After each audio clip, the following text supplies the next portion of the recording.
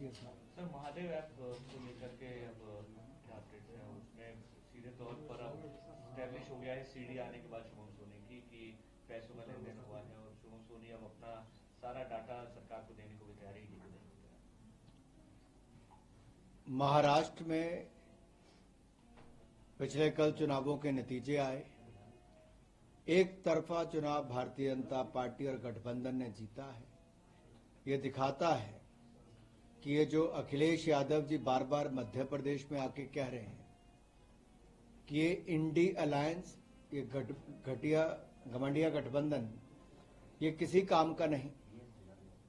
ये साफ दिख रहा है, ना वहां पे चल पाया और ना मध्य प्रदेश और अन्य राज्यों में चल पाएगा। वोट की चोट यहां का मतदाता भी करेगा और वोट की चोट कांग्रेस के खिलाफ, कांग्रेस के घोटालों के खिलाफ, भ्रष्टाचार के खिलाफ और जो पेपर लीक स्कैम है, जहां पर युवाओं के साथ छल किया गया, कांग्रेस के नेताओं को, उनके बच्चों को नौकरियां दी गई। शराब घोटाले से जब पेट नहीं भरा तो कोयला घोटाला हुआ, तो कोयले घोटाले से जब भूपेश बघेल जी का पेट नहीं भरा, आला हाईकमान के पेट कैसे भरते?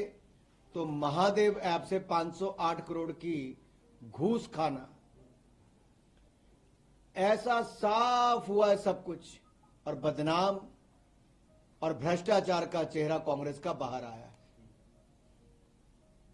भाग भूपेश भाग, सवालों से भाग रहे भूपेश, पसीने छूट रहे हैं, कभी माथा पहुंच रहे हैं, कभी टाइम देख रहे हैं, पत्रकारों से पीछा छुड़ा रहे हैं। ये स्थिति आज छत्तीसगढ़ के मुख्यमंत्री की हो गई है।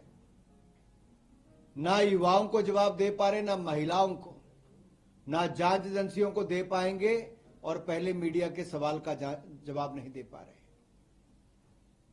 ये पसीने इसलिए छूट रहे हैं कि लूटने का काम पिछले 5 वर्षों में किया गया।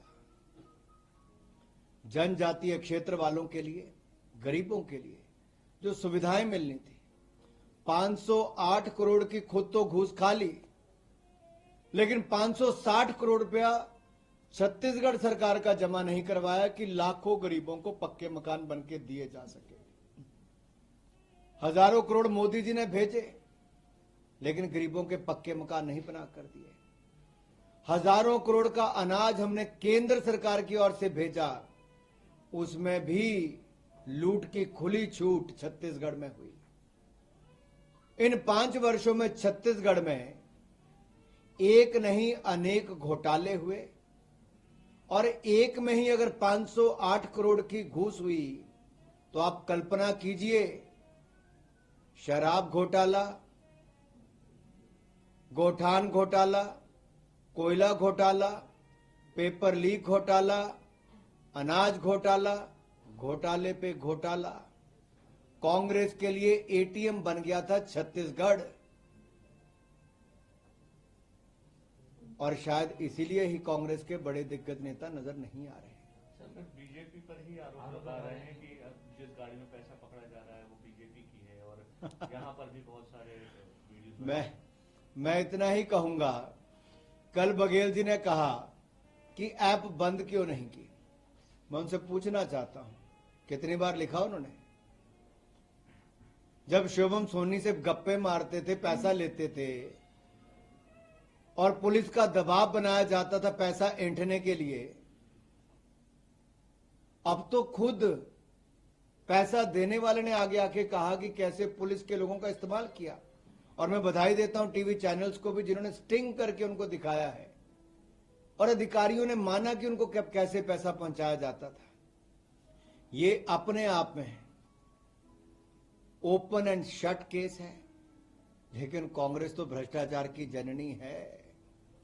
आका दिल्ली में बैठ के पूरा समर्थन भूपेश जी को कर रहे हैं।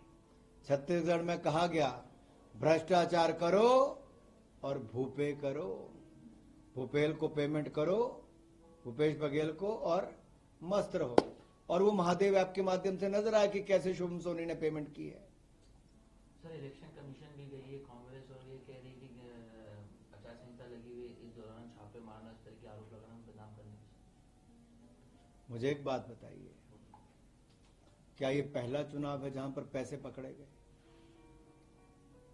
आखिरकार काले धन का उपयोग ना हो, ये पूरा देश चाहता है, लेकिन कांग्रेस सदा काले धन के पक्ष में ही रही है।